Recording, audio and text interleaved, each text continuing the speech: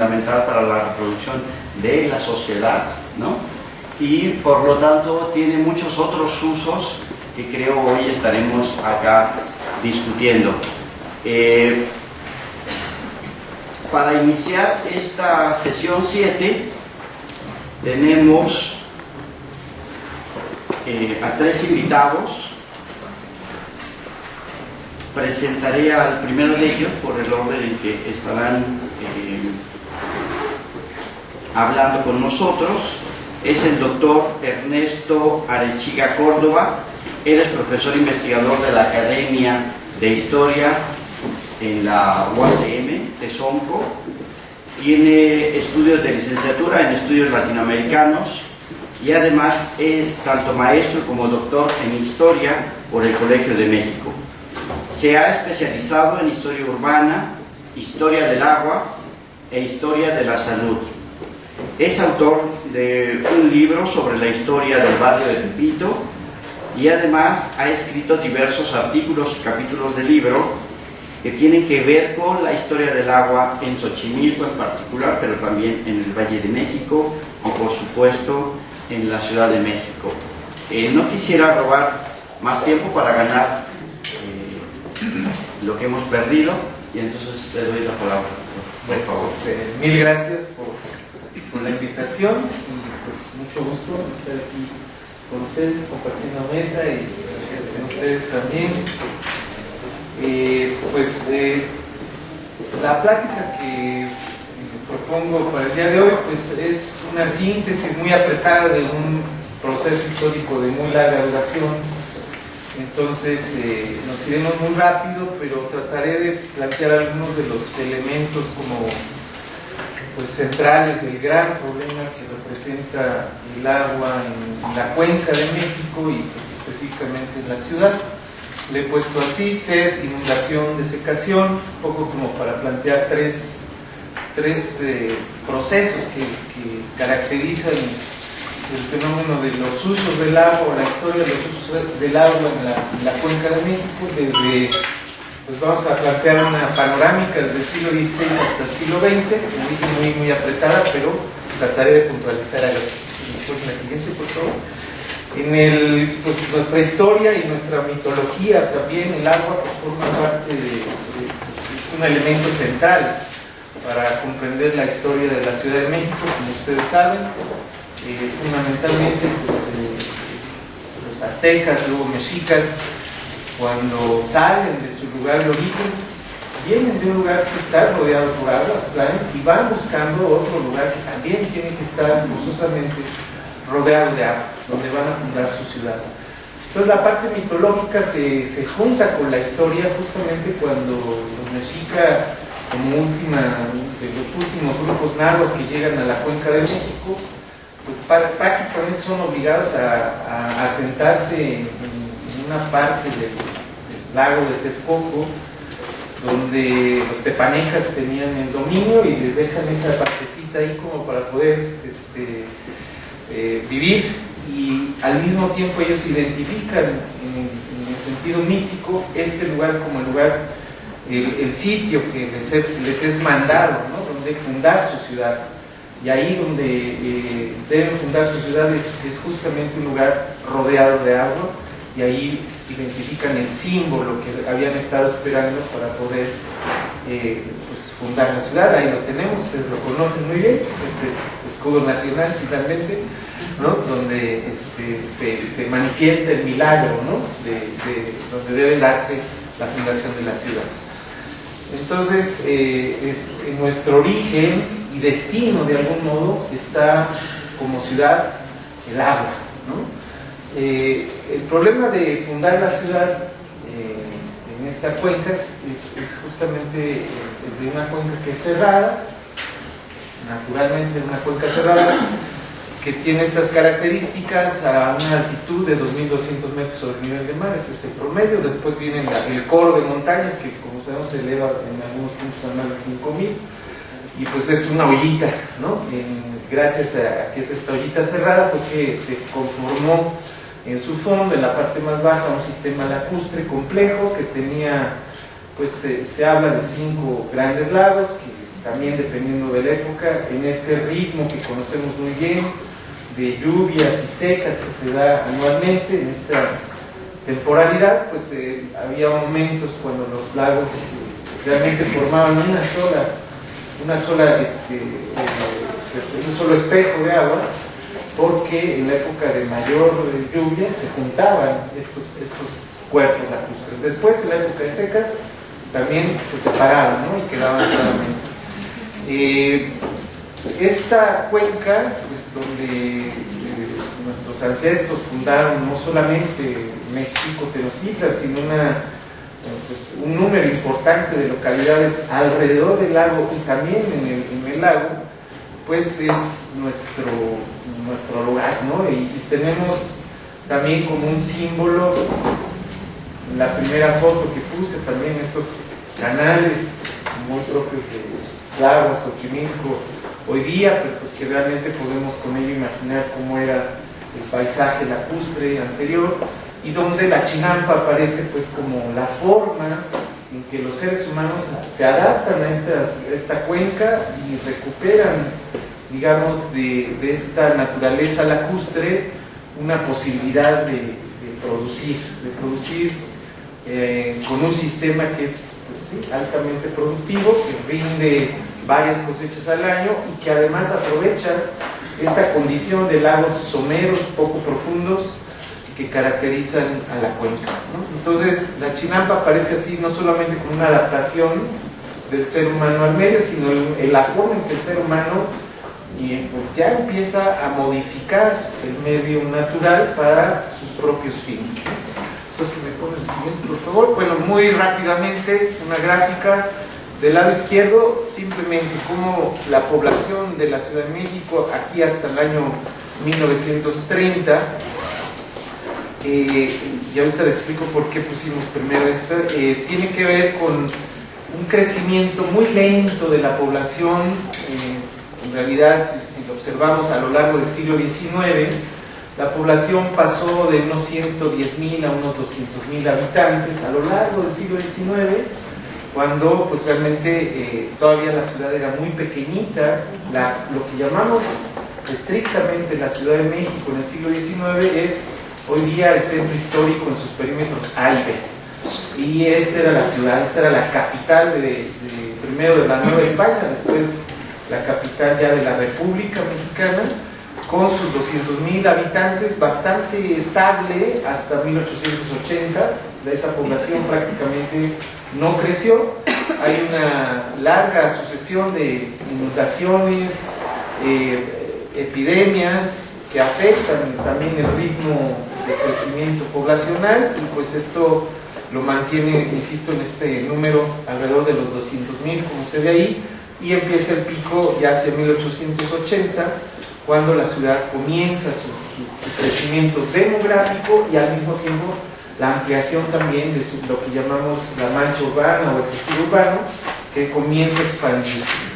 En esta expansión, poco a poco también se irán juntando esa vieja Ciudad de México con otras localidades, lo que se llamaban entonces las antiguas municipalidades, ¿no? Que podía ser, por ejemplo, Tacuba, Tacubaya, son las primeras que empiezan como a conurbarse con la Ciudad de México. Después también Guadalupe Hidalgo, Iztacalco y así sucesivamente. Entonces observamos ya hacia el año 30 pues un crecimiento radical. Pasamos de los 200.000 a los casi 400.000 hacia 1900, y luego hasta el millón ya en el año 30, ¿no? Abajo tenemos otra gráfica que ya nos trae la población de la Ciudad de México hasta el año 2000, ¿no? Y aquí es donde damos el salto pues prácticamente cuántico, ¿no? Entre el año 1930 y el año 2000, la población de la Ciudad de México crece enormemente, y pasamos de este orden de 1 millón de habitantes en 1930 a casi 20 millones ya al finalizar el siglo, ¿no? Esto en términos de agua representa el tremendo reto del que vamos a hablar ahora, por favor. Aquí una imagen que pues, me encanta, está tomada de un libro clásico, es La Historia de México de Clavijero. Clavijero, ustedes saben, fue un jesuita exiliado, a los jesuitas los expulsaron en el siglo XVIII y se van a Italia, y desde Italia cada uno escribe historias naturales, hablan sobre la política y la naturaleza americana, en este caso Clavijero sobre México, y tiene esta imagen que me encanta, que es como, y él le pone el mar texcocano, ¿no? Él habla del mar texcocano, todavía una cuenca donde pues aparece aquí bueno, en este caso el norte está a nuestra izquierda, el oriente hacia arriba, ¿no? Es como está orientado, el oriente es hacia arriba, y era la típica forma de presentar los mapas todavía en el siglo XVIII. Y pues la isla propiamente de Tenochtitlán todavía, o de la Ciudad de México, con pues sus calzadas, calzadas que sabemos son o fueron el modo en que los prehispánicos lograron controlar los flujos de los lagos y aprovecharlos para sus propios fines, ¿no? Está la península de Iztapalapa allá, que divide los lagos, ahí nada más dice el lago de Chalco, sería Chalco-Xochimilco. A la mitad del lago está también el dique calzado de Tláhuac, que separa artificialmente a un solo lago, lo separa y lo plantea como dos, Xochimilco y Chalco, ¿no? Y acá en el norte, bueno, Texcoco, que es el gran lago, y después estarían Jaltocan y San Cristóbal de nuestro lado izquierdo. Entonces, bueno, esto, ¿no? Si es esta presencia del agua, quizá un poco hasta exagerada, ¿no? De pronto se ve, ¿no? Magnificada, pero que me encanta la imagen, precisamente porque nos habla todavía de que hasta el siglo XVIII, si bien los españoles, bajo el gobierno colonial, iniciaron ya un proceso de desagüe de la cuenca de México, los lagos permanecían más o menos intactos hasta el siglo XVIII. La siguiente, por favor. Aquí tenemos esta otra imagen, es el mapa de Uppsala, como se le conoce, es uno de los primeros mapas dibujado por mano indígena, pero ya dentro de la etapa colonial aparece pues la isla todavía Tenochtitlán y los lagos que lo rodean, y bueno, nada más como para plantearles esta paradoja, ¿no? La historia de nuestra ciudad y nuestra cuenca de México, este problema de tener sed a la mitad del lago, o padecer sed a la mitad del lago, ¿no? Es decir, desde que Tenochtitlán ya era propiamente tal, pues no se podía tomar el agua directamente del lago, había que importar de cierta manera el agua. Lo hicieron desde los manantiales de Chapultepec con la construcción de un acueducto que lleva la misma línea que después reprodujeron los españoles ya con el acueducto del que nos queda ahí una partecita casi de adorno por donde está el Metro Sevilla, ¿no? Pero que llevaba esa trayectoria, digamos. Entonces, este asunto, digamos, nodal de qué hacer o cómo dotar de agua a en este caso todavía una isla que carecía de agua potable en su interior, digamos, y que no podía abrevar del agua de los lagos sobre los cuales estaba, había que traer el agua de otros puntos. En primer lugar, Chapultepec. En este caso, nada más también para poner con una... Pues este es como, digamos, un par de conceptos muy sencillos que utilizamos cuando diferenciamos en la historia del agua, como un tipo de régimen de uso, de explotación, distribución y consumo del agua que tiene que ver con los usos antiguos y los usos modernos. Simplemente es una manera muy sencilla de comprenderlo y que en realidad tiene que ver mucho con el volumen y también con las formas en que el agua es explotada y luego acarreada para los usos humanos, ¿no? En el régimen antiguo hablamos de acueductos que son generalmente a cielo abierto, donde el agua se mueve siempre por gravedad. No había pues todavía la utilización de bombeo para cargar el agua, y con redes de distribución que en realidad son bastante precarias. En realidad el agua llega a través de acueductos a fuentes y la gente tenía que acudir a estas fuentes para tomar el agua. Había pues el oficio, ustedes lo conocen muy bien, del aguador, que es un personaje histórico en las ciudades, ¿no? Que era pues muy socorrido para que la gente no tuviera que acudir hasta la fuente, pues el aguador llevaba el agua a los hogares, ¿no? Es una figura de las crónicas muy interesante porque pues como entra al hogar, En los pueblos todavía existe. Y en los pueblos todavía, ¿no? Como entraba al hogar, pues de repente había muchas leyendas en torno al aguador y las historias con las familias, ¿no? Pero bueno, aquí la característica del régimen antiguo es el bajo consumo de agua. En realidad, pues con esta forma de distribuir y esta todavía carencia de grandes volúmenes, pues la gente disponía de poca agua en su consumo cotidiano, ¿no? Entonces, hablamos ahí de digamos, entre unos 20 litros por persona al día, hasta 120 todavía sería considerado como un régimen, digamos, de tipo antiguo. Aunque ya 120 es un consumo elevado, ¿no? Bastante elevado, pero observamos siempre en la historia del agua una cuestión también que tiene que ver con las clases sociales, donde, pues sí, las clases sociales consumen un mayor volumen de agua por día, por persona por día, que las clases populares, ¿no? Pero tenemos esta distinción. Luego el sistema moderno, ya propio del siglo XX, aunque podríamos verlo ya arrancando desde el siglo XIX, con otra tecnología para transportar el agua, acueductos cerrados, construidos ya con concreto y metal, higiénicos, ¿no? Con esta idea de la higiene, donde el agua, además de moverse por gravedad, ya utiliza bombeo para ser elevada, primeramente con bombas a vapor, después de electricidad, y redes de distribución, que esta es la idea fundamental del sistema moderno, es llevar el agua hasta los hogares a través de un sistema de red, ya donde, pues, en el régimen moderno, al menos en el ideal, la persona solamente ejecuta un gesto, que es abrir la llave, dar los pasos, 3, 10, para llegar al lavabo o al fregadero, abrir el grifo y que salga el chorro de agua sin tener que estar yendo a cargarlo al grifo.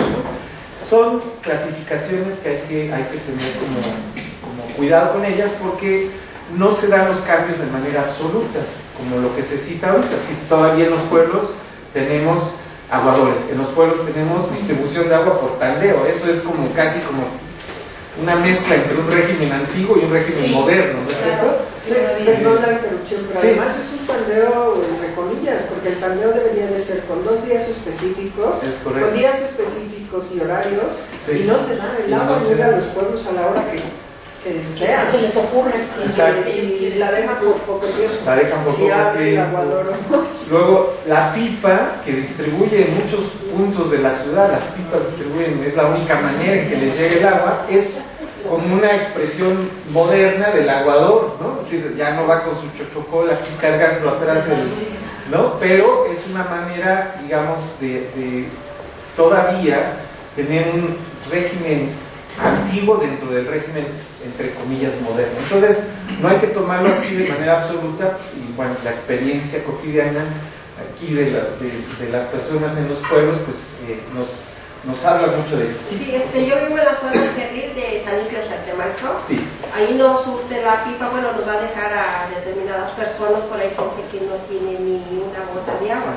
Ellos tienen burros y bajan hasta el pueblo, hacia las bombas, a surtirse allá en sus garrafones de agua para muchachas, y no sé si de vez en cuando los vecinos piden agua pues para tomar, y ya la piden con las personas que tienen sus burros, y así se subsiste el agua. Sí.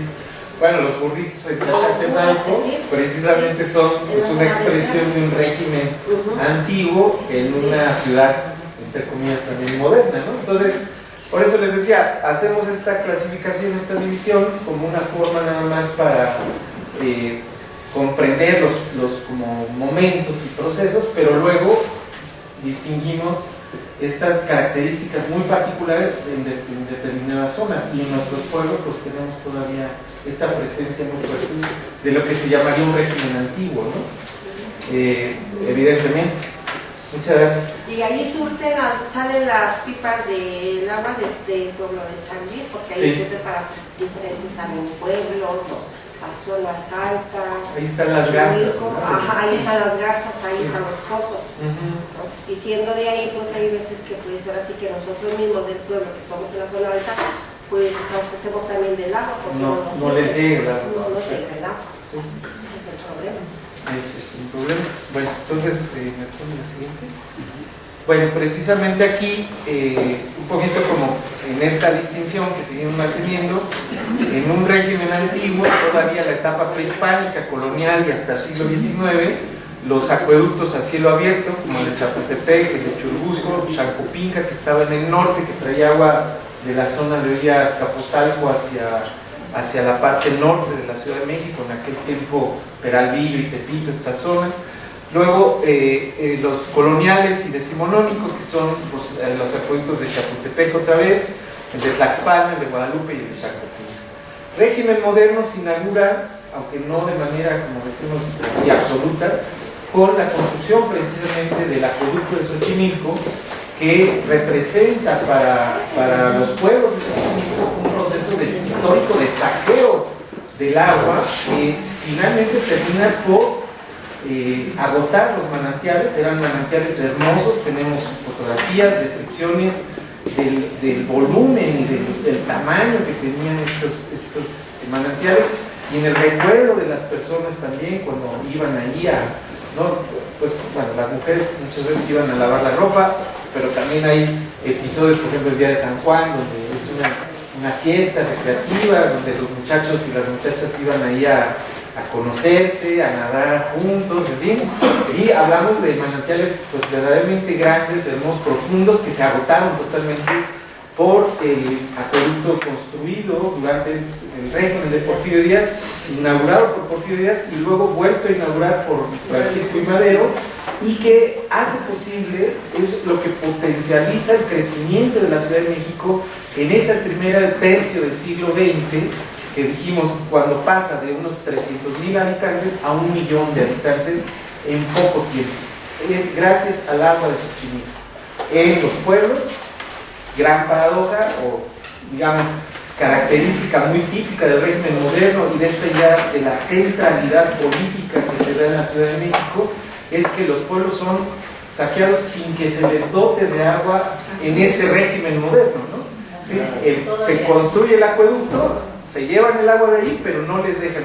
Tengo ahí unos testimonios, ¿no?, de la gente de Xochimilco tratando de tomar agua de los puntos en los que se construye para evitar que a veces el acueducto se satura, para que evitar que se reviente, se crean unas salidas, ¿no?, entonces, para las demasías. Entonces en esos puntos sí les daban permiso, ahí sí podían tomar el agua, pero otra vez había que ir y acarrearla, ¿no? Es decir, lo mismo que en un régimen antiguo.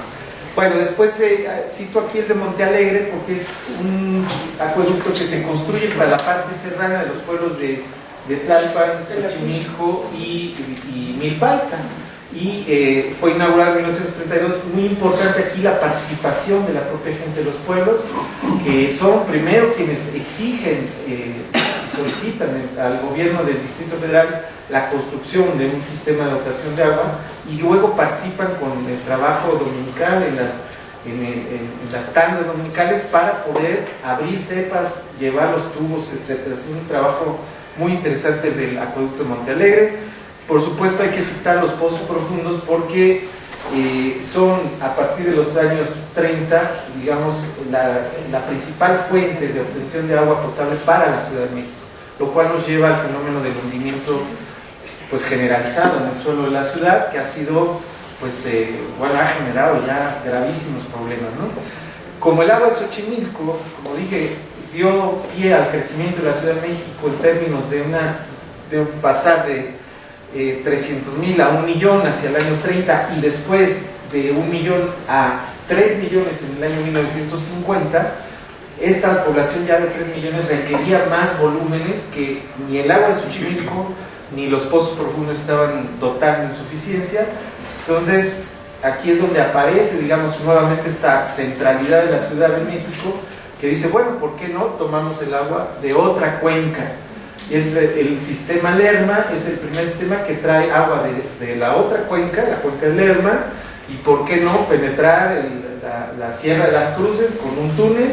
Abrimos el boquete y adelante entonces a explotar el sistema Lerma. Lerma es un sistema lacustre, hoy día agotado totalmente también, por lo mismo esta sobreexplotación de la Ciudad de México. Y igualmente, el sistema Lerma hace que la Ciudad de México potencialice su capacidad, digamos, de dotar de agua a población, crece demográficamente y en área también ocupada, y luego viene la siguiente fase, que es el sistema Cutzamala, traer agua de otra cuenca todavía más lejana a costos altísimos en términos de bombeo, porque hay que elevar el agua. Cutzamala en las primeras presas tiene una altitud de 1200 metros, hay que elevar el agua, seguir elevando hasta poder cruzar luego la sierra y luego bajarla, ¿no? Entonces es costosísimo. Pero se me acaba el tiempo. Bueno, aquí tenemos un mapita con los acueductos. Me lo voy a brincar porque quiero llegar a otro punto. ¿Vale? Perdón. Gracias. Sí. Ahí están los mismos de los que les hablé. Ahorita, esta fuente la puse aquí, quería mostrárselos por una cosa aquí que este es un texto que publicó el Sistema de Aguas de la Ciudad de México en el año 2016, con las cifras que ustedes pueden ver ahí. En esta, digamos, presentación, 44% del agua que toma la Ciudad de México es tomada desde los pozos, y luego vienen el sistema Cutzamala con 29%, los manantiales, que sería propiamente el sistema Xochimilco, 3%, Lerma, 3%, etc. Bueno, ahí tienen ustedes los datos, con datos de Conagua, etc.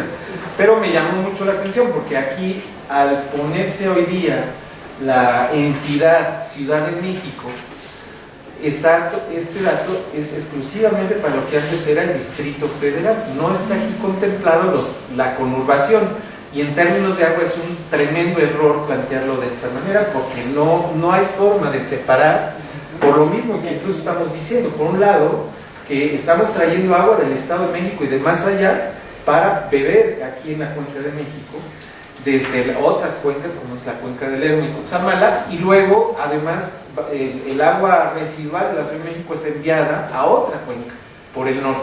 Entonces es un equívoco, pero bueno, lo traje nomás para ejemplificar que a veces las cifras nos mienten un poquito. Aquí en este caso, ponle que sigue, por favor. Frente a esta cuestión del agua potable tenemos una cierta, dijimos, una escasez, sed, ¿no?, que padece la población y que está constantemente requiriendo mayores volúmenes de agua para beber. Tenemos por otro lado la sobreabundancia de agua en términos de las inundaciones. Aquí fechas de las más importantes o más, digamos, graves, por decirlo mejor, inundaciones que han afectado a la Ciudad de México históricamente. Negritas las que pues han sido más fuertes todavía, particularmente la de 1629, que es la que se considera quizá la de mayor características, digamos, catastróficas, por el tiempo que duró en la ciudad inundada y por lo que representó. Tuvieron que ir por la Virgen de Guadalupe allá al Tepeyac, y luego por la de los Remedios allá a Naucalpan, llevarla al centro y pasearlas ahí para poder pedir un milagro que se cumpliera, porque la ciudad se mantuvo inundada por años en realidad, y es que no había un sistema, pues obviamente, de desagüe que se empieza a construir en la época. Es el primer, digamos, la solución que se da es, dado que no podemos, y se dio la discusión en los años 1630, digamos, la gran discusión es ¿qué hacemos?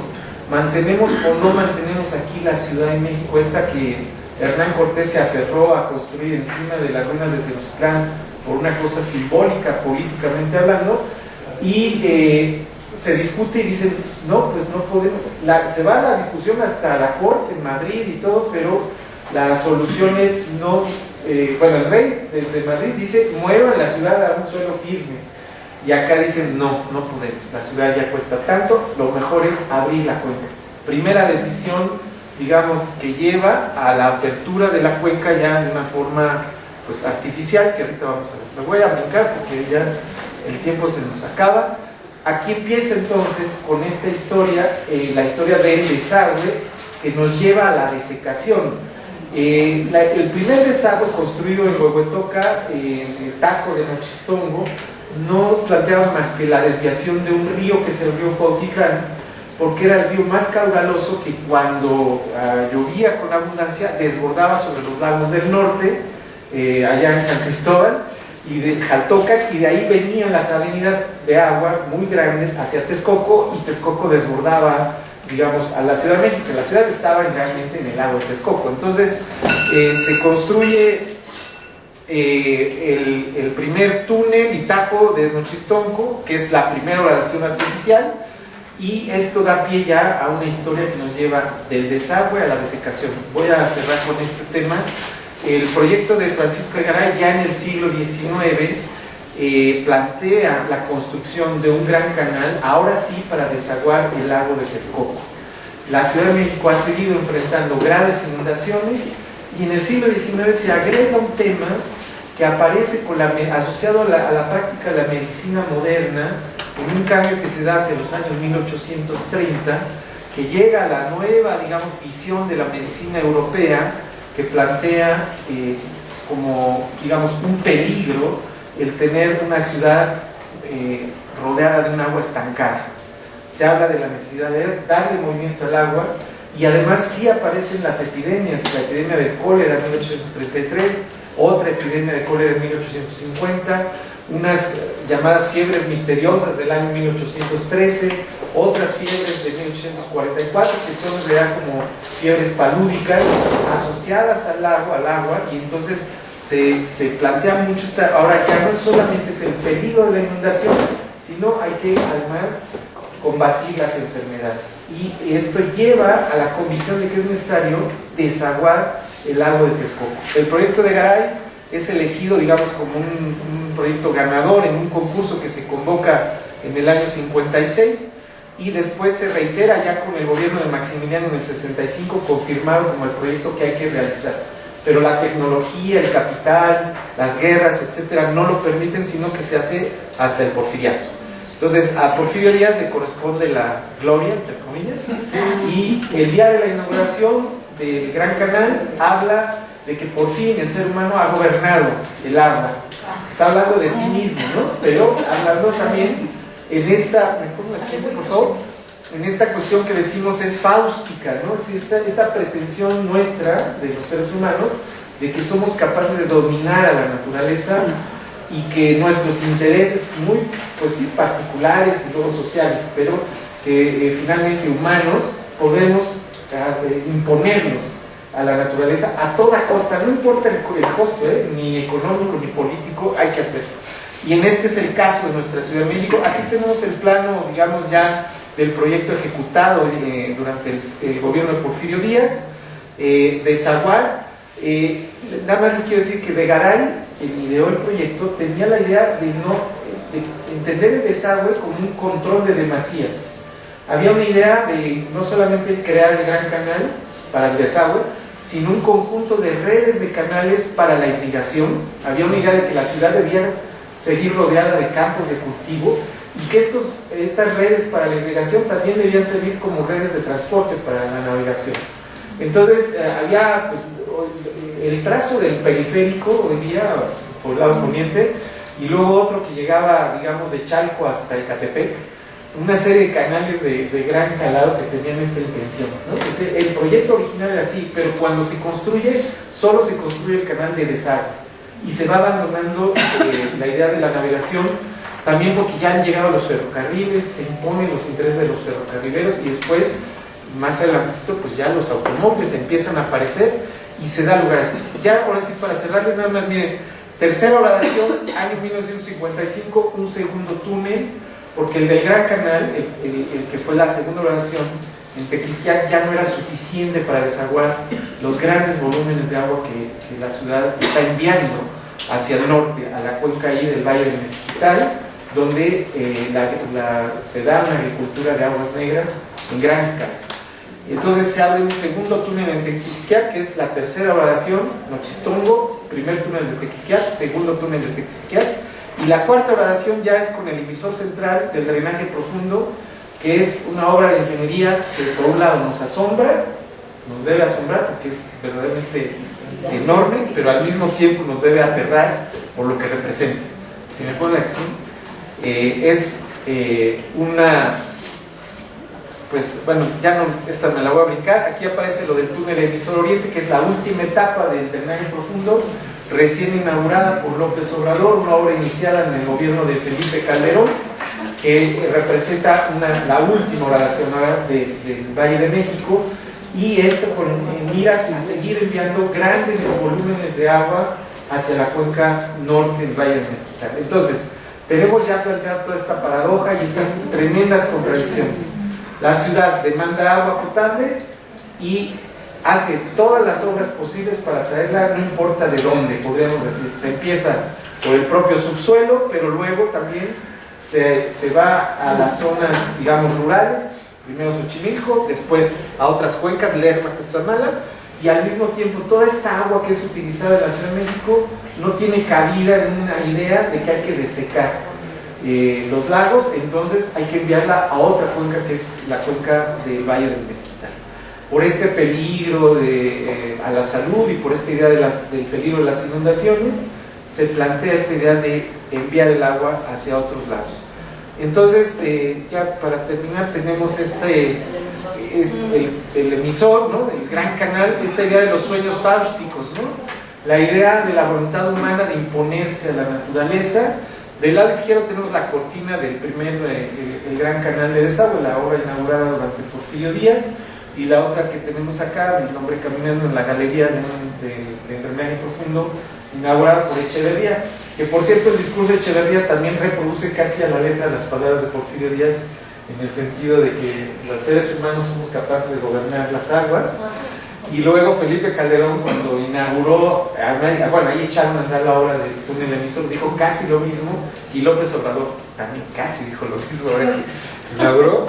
Y bueno, ya, otra última, nada más para decirles un poquito el grave problema que tenemos hoy día, peligro tremendo en la Ciudad de México, es que el proceso de hundimiento que está derivado de tomar el agua del subsuelo ha llevado un ritmo, digamos, en el siglo XX la Ciudad de México se hundió 8 metros, el lago de Texcoco no se hundió más que 75 centímetros, no pasó al metro.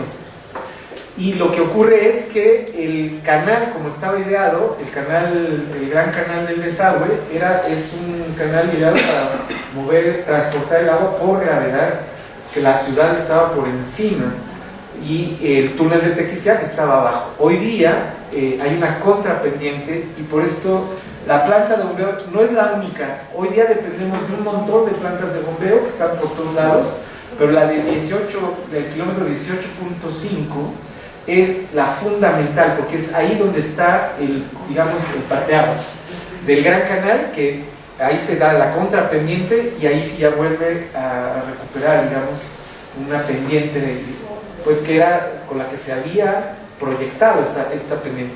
Si no hay bombeo, las aguas negras de la Ciudad de México regresan necesariamente, entonces ya tendríamos inundaciones gravísimas de no contar con los sistemas de bombeo. Esto en época de secas y de lluvias. No importa, porque todo el tiempo ya tenemos esta contrapendiente. Y nada más para ilustrar, les digo que hay un montón de plantas de bombeo, no es la única, son un número pues muy importante de bombas que están todo el tiempo trabajando para que la ciudad pueda desaguar. No hay manera de desaguar si no se tiene esto. Entonces, bueno, con esto termino porque ya... Bueno, aquí ya un poco... Sí, me dan otros... Es que ya me espero. 5 minutos, pero un poquito estas consecuencias, ¿no? Aquí sí ya con datos, digamos, actualizados, pero esta especie de círculo vicioso que tenemos en la cuenca de México, que sigue atrayendo y atrayendo población. Nuestra cuenca no crece la población no solamente de su dinámica interna, sino de gente que viene también de afuera, lo cual no quiere decir que esté mal. Lo que está mal es que no sepamos en México, digamos, tener un sistema urbano mejor pensado, mejor, porque aquí tenemos todos los servicios, concentramos todo, y entonces esto demanda nuevamente más agua. A mayor demanda de agua, entonces tenemos mayor volúmenes de agua residual, y mientras sigamos en este paradigma de que tenemos que sacar el agua que usamos y enviarla a otras cuencas, pues no hay manera más que de seguir explotando y explotando. Por eso están pensando, no sé, los de Conagua ya me dirán, pero en traer agua desde la cuenca de Tecolutla, por ejemplo, que está planificada, y otra de Temascaltepec y otra de Libres, ¿no? Traer agua de todas las cuencas que rodean esta cuenca a fuerza de lo que sea para poder mantener a esta ciudad de México. Entonces tenemos una enorme explotación de otras cuencas, un bombeo de subsuelo que también genera tremendas problemáticas como las que vimos en Iztapalapa, estas grietas, o en Xochimilco, después del temblor además han sido mucho más evidentes, el agua, ¿no? Todo esto que está generando un suelo esponjoso al que se le ha sacado el agua, pues entonces la esponja se quiebra, ¿no es cierto? Y esto produce una serie de problemas, un sistema de drenaje profundo que es monumental y que está arrojando volúmenes enormes de agua que no utilizamos ya aquí o no reutilizamos, se utiliza ya para la agricultura, pero con costos incluso para la salud también muy altos. Bueno, pues ya, ahora sí. Gracias. Sí.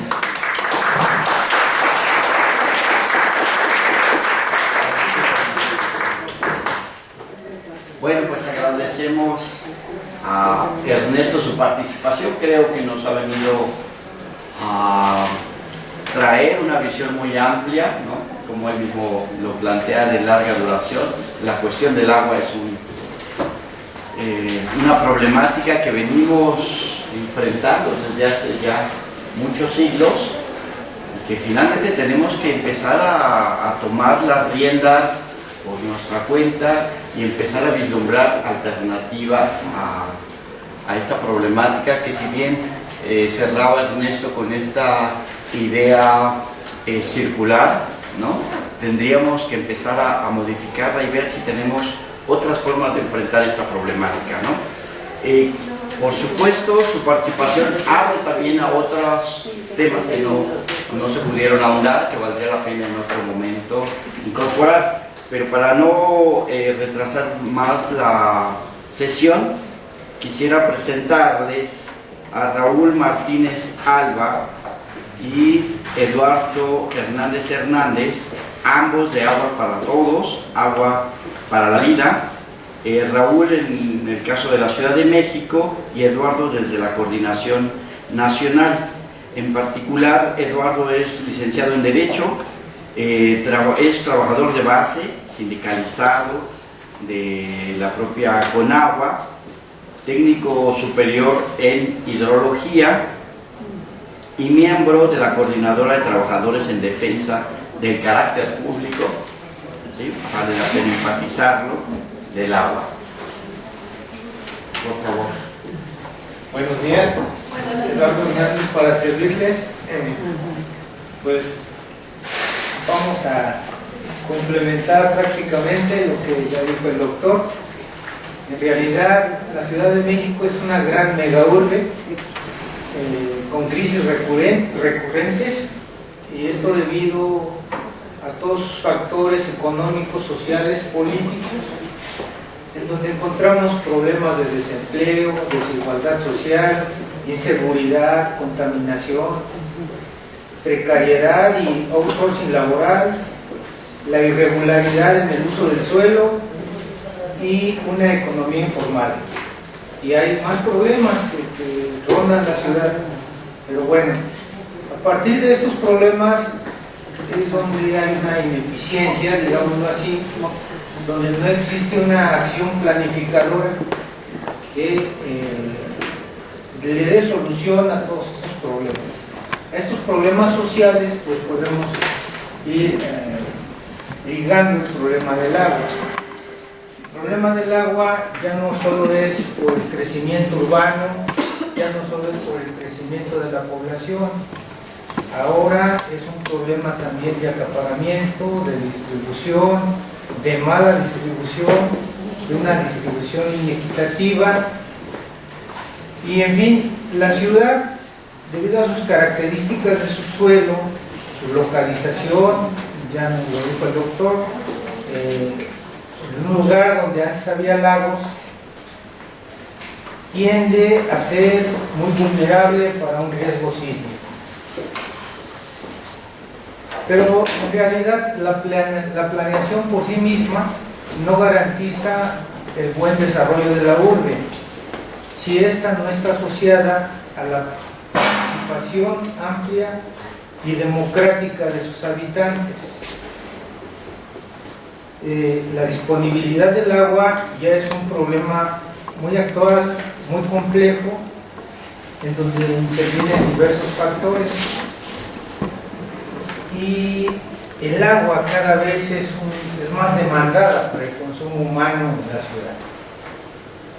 Pero hay una disputa también entre el capital para llevar también actividades económicas a costa del agua, para obtener ganancias. Hay un crecimiento de la ciudad dimensional, y lo vemos en los megaproyectos, en las torres habitacionales que se construyen, y estas torres requieren de gran consumo de agua. Estas torres habitacionales y comerciales demandan mucha cantidad de agua, tanto para su construcción como para su desarrollo, porque son pequeñas ciudades dentro de la propia ciudad, dentro de la urbe, donde hay edificios que se contemplan para una población de 2.500 habitantes. Entonces, hacinados en pequeños espacios, encontramos a gran cantidad de personas que el día de mañana van a demandar el consumo de agua. Y se sigue con esta planeación, con este desarrollo económico, dándole más interés al empresario que construye, al empresario de las inmobiliarias, que agua para los pueblos. Se le da más importancia, hasta este momento todavía, con la jefa de gobierno democrática, de la cuarta transformación, se sigue dándole agua, se le sigue dando más interés al capital judío que está metido de lleno en las construcciones inmobiliarias que a las propias poblaciones de la ciudad. Históricamente ha habido una disputa en la ciudad por el agua, debido a la distribución inequitativa, repito otra vez, entre los usuarios domésticos y las industrias. Hablamos de la década de los 70, 80, ¿no?, cuando hubo un boom de desarrollo industrial. Zonas como Vallejo, como Azcapotzalco, la alcaldía, ahora alcaldía de Gustavo Amadero, donde se asentaron industrias importantes que demandaban gran cantidad de agua, y obviamente se les daba mayor dotación de agua que a la población. Entonces allí había una disputa, ¿no?, entre el uso doméstico y el uso industrial del agua. Y ahora, más modernos, en la década de los 90, que cuando comienza el boom inmobiliario en la ciudad, entra como un factor más de disputa por el agua, ¿no? Ahora es el capital, el factor comercial y financiero, que construye grandes unidades habitacionales, grandes torres, los que entran también a la disputa por el agua. Entonces ya hay tres entes que están disputando el uso del agua. En aquellos años, en la década de los 70 del siglo pasado, los gobiernos todavía nacionalistas, revolucionarios del PRI, le daban cierta importancia a los seres humanos y lo reflejaban en las leyes. En las leyes encontrábamos un uso prelatorio de que el uso doméstico del agua tenía la mayor importancia sobre el uso industrial, sobre el uso pecuario y sobre otros usos del agua que había, ¿no?, incluso sobre el uso pecuario. Pero eso cambió cuando llegó el neoliberalismo a México, ¿sí? Cuando Miguel de la Madrid comenzó con los cambios institucionales y comenzó la venta de todas las paraestatales que había, que remató Salinas de Gortari, ahí comienza ya el problema del agua realmente en las ciudades. No solo es particular de la Ciudad de México, sino se extiende a todo el país. En 1993, cuando se impulsa realmente la privatización del agua en la Ciudad de México con un priista en el gobierno, estamos hablando de Óscar Espinosa, conocido como el Porro, comienza realmente el acaparamiento del agua, de la administración, de su distribución, de su mala planeación aquí en la ciudad. Entran compañías transnacionales a prestar servicios que antaño eran exclusivos del Estado y de los municipios, del gobierno. Entonces, cambia la finalidad de las leyes y los 30 estados, 31 estados más el Distrito Federal cambian su modelo de desarrollo en las leyes, sobre todo en las leyes de aguas, para darle entrada al capital privado. La planeación, nosotros decimos, siempre está asociada a la modernización. Y nos han vendido esa idea de que hay que planear, hay que modernizar. Entonces, la modernización está asociada a la privatización del agua. ¿Sí? A veces la modernización no solo implica los cambios tecnológicos en el desarrollo para prestar un buen servicio, en máquinas, en herramientas, en la planeación administrativa, sino esto se va más allá, sino se va a una planeación para la privatización, para modernizar las formas de control administrativo que faciliten la entrada del capital privado. En abril de 2014, el entonces jefe de gobierno del Distrito Federal nos habla de que modernizar no era sinónimo de privatizar. Pero ya teníamos la experiencia de que desde 1993, a pesar de que ya se habían concesionado servicios como la distribución del agua, como la emisión de las boletas para el cobro del agua, lo que se conoce como las facturas o recibos, como la detección de las fugas